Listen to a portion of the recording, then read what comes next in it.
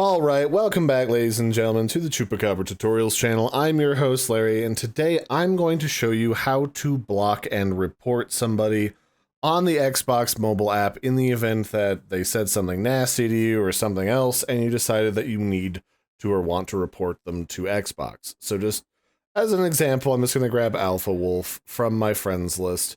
They haven't done anything, but you can just go to their profile, and once you're there, you can hit the three little dots to the right-hand side of send a message, and from there, you have a bunch of different options like report them, mute them so they can't talk to you on voice, block them so they can't, like, communicate with you at all, or to report them, which is underneath of the invite to party button.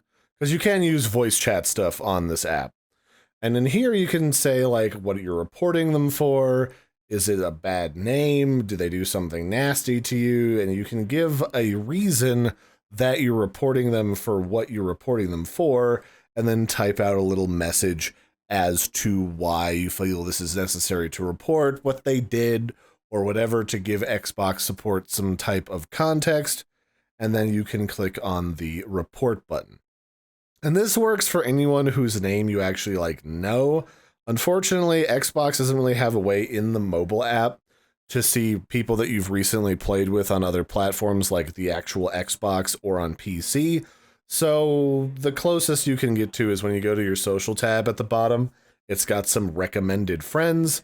And then if you go back to your profile page itself, into your settings, they also have a section there where they recommend people that you might be interested in, like, adding to your friends list. Like if you go to the gear and then you go to the linked account section, they've got a big list of people they think you should be friends with, but it doesn't include anybody that you've recently played with. They're either a follower of yours or a friend of a friend, and that doesn't really solve your problem most of the time.